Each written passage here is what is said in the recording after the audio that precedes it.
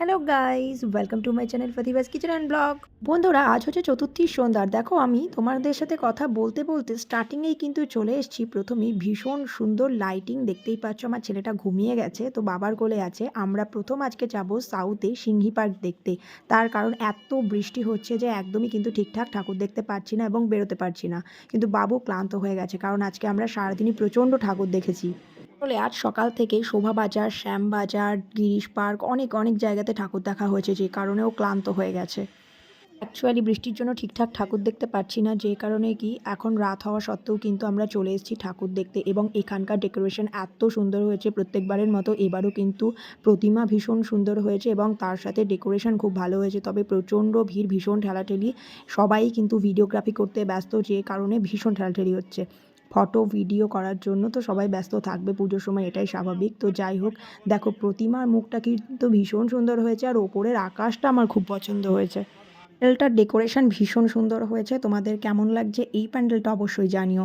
এখান থেকে আমরা বেরিয়ে পড়েছি, তার কারণ যেহেতু ওয়েদার খারাপ, সেই জন্য বেশিক্ষণ দেরি করব না। এখান থেকে মাত্র 700 মিটার দূরেই আছে হিন্দুস্তান ক্লাব। তো আমাদের পরের ডেস্টিনেশন হচ্ছে হিন্দুস্তান ক্লাব। আর এই রাস্তাটাতে দেখো লাইটিংটা করেছে, লাইটিংটা জাস্ট ওয়াও লাগছে, ভীষণ অ্যামেজিং। তো তোমাদের পরবর্তী যে প্যান্ডেলটা আমি দেখাচ্ছি, এটা হচ্ছে হিন্দুস্তান ক্লাব। প্রত্যেকটা প্যান্ডেলের মতোই এই প্যান্ডেলটাও কিন্তু ভীষণ সুন্দর, হাতের কারুকার্য দিয়ে তৈরি করা, এবং ঠাকুরের যে ডেকোরেশন, সেটা অবশ্য করেই মন ছুঁয়ে যাওয়ার মতো। আপ্লুত হয়ে গেছি ঠাকুরের ডেকোরেশন দেখে। ঠাকুরটা কিন্তু সাবেকি, যথেষ্ট বড় এবং যথেষ্ট সুন্দরভাবে পরিপাটি করে গোছানো। এবং ঠাকুরের কারুকার্য, মানে প্যান্ডেল কারুকার্য, ঠাকুরের কারুকার্য প্রত্যেকটাই ভীষণই সুন্দর। যাই হোক, দেখো দেখতেই পাচ্ছ, এর পরবর্তী আমাদের ডেস্টিনেশন হচ্ছে হিন্দুস্তান পার্ক সার্বজনীন। তো এখান থেকে মাত্র 700 মিটার দূরে, বেশি দূরে না। তো আমরা কিন্তু চলে এসেছি, আর এখানে দেখতেই পাচ্ছ, এসেই কিন্তু এত সুন্দর একটা প্রতিমা, এত সুন্দর হাতের কারুকার্য, ডেকোরেশন। তো সাউথে আসলে প্রত্যেকবারের মতো এবারও এক একটা করে প্যান্ডেল দেখছি, এবং মানে জাস্ট ওয়াও এবং অ্যামেজিং, এছাড়া আমার কাছে কোনো শব্দ নেই। ভীষণই সুন্দর, কিন্তু প্রচণ্ড ভিড়, প্রচণ্ড ঠেলাঠেলি, কারণ প্রত্যেকটা মানুষই চাইছে যে যেহেতু প্রত্যেক দিনই ভীষণ বৃষ্টি হচ্ছে এবং কিছুদিন আগ পর্যন্ত এগুলো সব জলের তলায় ছিল, সো এগুলো একটু দেখে নেওয়ার জন্য।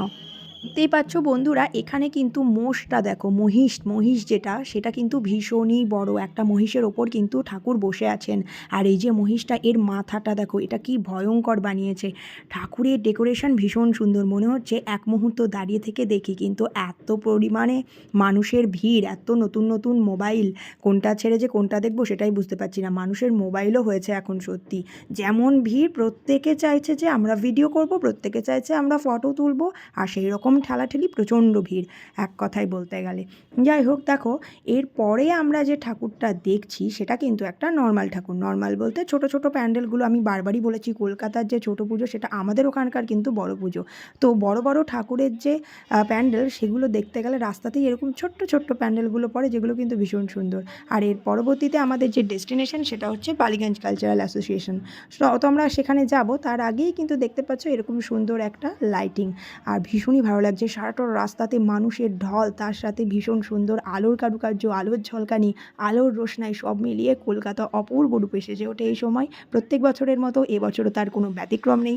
এবছর কিন্তু বালিগঞ্জ কালচারালের 75তম বছর। তো ভীষণই সুন্দরভাবে তারা কিন্তু সুন্দর করে ডেকোরেট করেছে। দেখতেই পাচ্ছ, ওপরের তলায় যারা আছেন তারা হচ্ছেন ক্লাবের একটু বড় মেম্বার বলতে পারেন, এবং তার সাথে যদি কোনো সেলিব্রিটি আসেন, তখন তো একটুখানি দরজা ব্লক করে করা হয়, এরকম ব্যাপার তো আছেই। তো যাই হোক, এবার কলকাতাতে এসে আমার যেটা একটা জিনিস ভালো লাগলো, সেটা হচ্ছে আমি বেশ কিছু সেলিব্রিটিদের দেখা পেলাম। তারাও কিন্তু প্যান্ডেল হপিংয়ে এসছেন, এবং মানুষ আনন্দ করবে, এটাই স্বাভাবিক। তো আপনাদের এই ভিডিওগুলো কেমন লাগছে, আপনাদের ব্লগটা কেমন লাগছে, অবশ্যই জানাবেন। চ্যানেলে নতুন হয়ে থাকলে চ্যানেলটাকে সাবস্ক্রাইব করতে একদমই ভুলবেন না। এতক্ষণ পর্যন্ত যতগুলো প্যান্ডেল দেখালাম, তার মধ্যে কোন প্যান্ডেলটা আপনাদের সবথেকে ভালো লাগলো, সেটা কিন্তু অবশ্য করেই জানাবেন।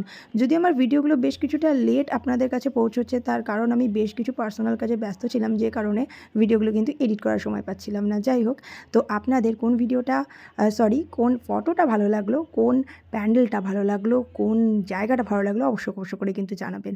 যাই হোক, দেখুন আপনাদের সাথে কথা বলতে বলতে প্রচণ্ড ঠেলাঠেলি করে চলে এসেছি আলটিমেটলি কিন্তু ত্রিধারা সম্মিলনীতে, যেটা কিন্তু প্রত্যেক প্রত্যেকবারের মতো এবারও প্রাইজ পেয়েছে এবং শুধু তাই না, এখানে ভীষণ মানুষের ঢল, ভীষণ। আর আকাশের যা অবস্থা, আমার তো মনে হচ্ছে কিছুক্ষণের মধ্যেই বৃষ্টি নামবে। তো এখানে একটুখানি বড় এরিয়া জুড়ে পাহাড় করেছে, সেই পাহাড়ে কিন্তু ঝর্ণা আছে।